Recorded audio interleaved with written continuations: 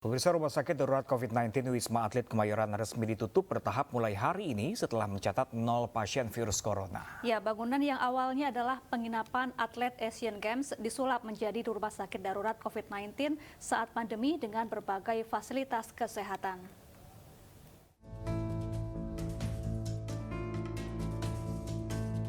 Rumah Sakit Darurat COVID-19 atau RSDC Wisma Atlet Kemayoran yang mencatat 0 pasien virus corona yang dirawat sejak Kamis lalu berhenti beroperasi mulai hari ini. Kondisi zero pasien merupakan rekor baru sejak Wisma Atlet beroperasi pada 23 Maret 2020. Kendati operasional ditutup, pemerintah masih menyiagakan Tower 6 guna mengantisipasi potensi kenaikan kasus COVID-19 usai libur Nataru 2023. Tower 6 saat ini memiliki 1.651 tempat tidur di 24 lantai. Tower itu dipilih karena aksesnya mudah dan fasilitas yang cukup. Saat pertama kali diresmikan menjadi RSDC oleh Presiden Joko Widodo 23 Maret 2020 lalu, ada 4 tower yang digunakan. Dari 4 tower itu, ada tempat isolasi pasien corona hingga laboratorium dan ruang radiologi. Pada hari pertama RSDC ini dioperasikan, antrean mobil pribadi yang hendak memeriksa calon pasien terkait corona mengular malam harinya. Pada mulanya RSDC Wisma Atlet didesain untuk menangani pasien terkait virus corona di wilayah Jabodetabek saja. Namun pada kenyataannya, banyak pasien dari luar kota yang datang dan meminta perawatan. Sekitar 1 bulan setelah kasus pertama COVID-19 diumumkan tepatnya pada Kamis 9 April 2020, sebanyak 3 tower di Wisma Atlet Kemayoran dialihkan lagi fungsinya sebagai fasilitas penanganan COVID-19, sehingga total ada 7 tower di Wisma Atlet Kemayoran. Pada September 2020, seluruh lampu di kamar RSDC Wisma Atlet menyala viral di media sosial. Kepala Penerangan Kogab Wilhan 1 Kolonel Marinir saat itu Aris Mudian menjelaskan, menyalanya lampu-lampu di Wisma Atlet itu bukan berarti semua tower terisi pasien COVID-19. Dari 7 tower yang disiapkan di Wisma Atlet, hanya 2 yang digunakan untuk menangani COVID-19. 1 tower untuk menangani pasien COVID-19 dan 1 tower lagi untuk observasi. Selama beroperasi sejak 23 Maret 2020, keterisian tempat tidur di Wisma Atlet mencapai tingkat terendah pada 17 Mei 2021. Ketua BNPB saat itu Doni Monardo menyebut angka tersebut adalah rekor. Saat Indonesia mengalami gelombang virus corona akibat varian Delta, kapasitas RSDC Wisma Atlet sempat mencapai 90%. Pasien pun diarahkan ke Rusun Nagrak di Cilincing. Varian Omicron pada Desember 2021 ditemukan di Indonesia. Kasus pertama Omicron ini ditemukan di Wisma Atlet Kemayoran, kemudian Wisma Atlet di-lockdown selama 7 hari. Pada 23 Maret 2022 atau 2 tahun RSDC Wisma Atlet beroperasi, jumlah pasien Wisma Atlet Kemayoran terus mengalami penurunan. Saat itu ada 896 pasien yang masih dirawat. Hingga akhirnya tercatat 0 pasien di bulan ini, hingga pemerintah memutuskan dihentikannya operasional RSDC Wisma Atlet. Ya, lalu bagaimana suka duka para nakes selama bertugas di Rumah Sakit Darurat COVID-19 Wisma Atlet? Sudah bergabung bersama kami Dr. Debrina Dewi Lumanau, salah satu nakes yang sempat mengabdi di sana. Selamat sore Dr. Debrina, apa kabar? Oh maaf, masih mute, maaf. Baik, Sorry, ya. apa kabar semuanya? Baik. Baik, Dr. Debrina, sejak kapan ini mengabdi dan bertugas di Wisma Atlet?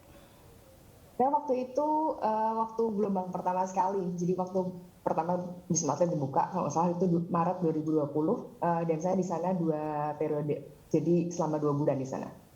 Oke, 2 tahun lamanya sudah bergabung di Wisma Atlet di sana.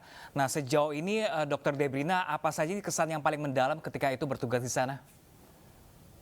Kesan paling yang diingat sih pas pertama kali ya, karena pertama kali itu kan kita masuk ke sana sama-sama masih bingung banget tentang baik tentang Wisma Atletnya atau tentang virusnya sendiri gitu kan. Kita satu dunia masih nggak tahu ini virusnya sebenarnya harus digimanain, kita cuma lihat guideline yang ada. Dan waktu itu pasien udah banyak sekali yang masuk, jadi kita harus akan menjadi orang yang paling tahu di dalam ruangan.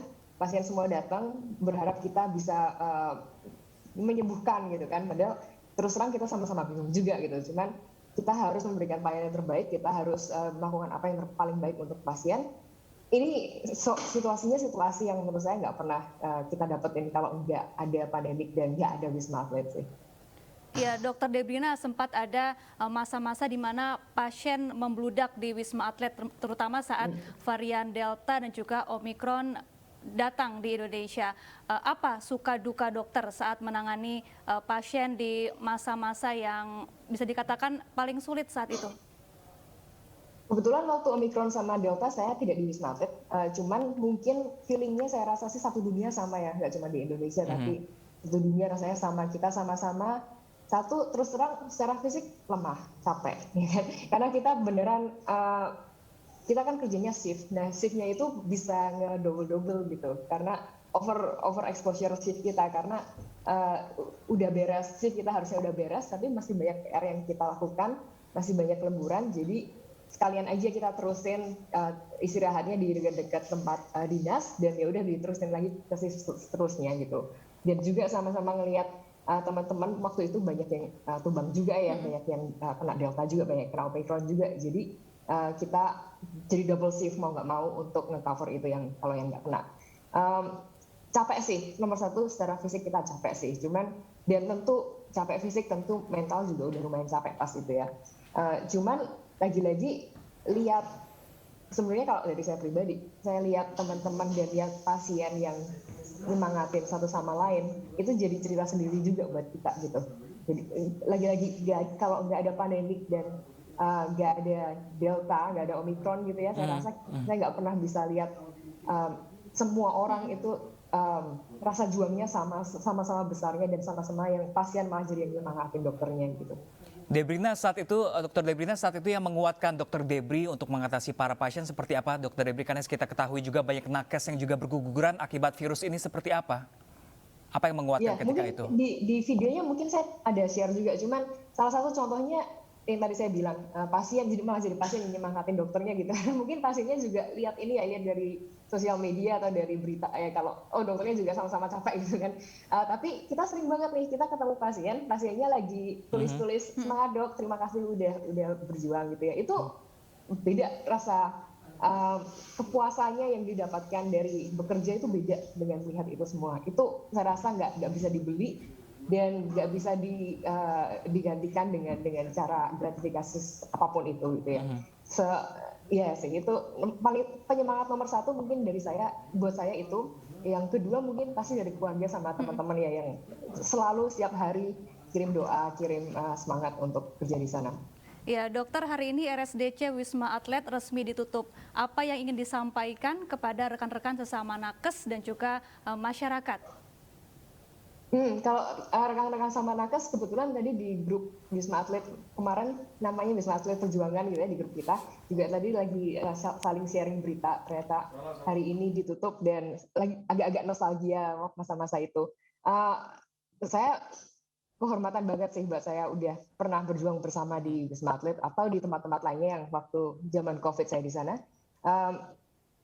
Mungkin dalam satu lifetime kita semua hanya waktu itu aja kita bareng-bareng sama-sama bingung, akhirnya sama-sama mengatasi pandemik ini.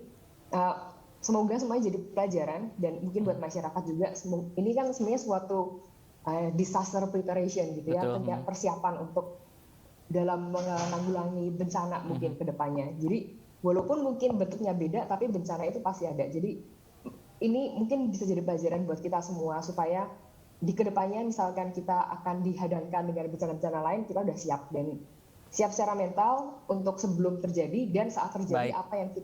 Gimana kita cepat tanggap untuk menanggapi itu semua. Baik, terima kasih banyak Dr. Debrina Dewi atas pengabdian dan jasanya kepada kami semua masyarakat Indonesia terkait kasus COVID-19 ini. Semoga kita berharap kasus COVID-19 cepat hilang ya di tanah air. Terima kasih banyak Dr. Debrina.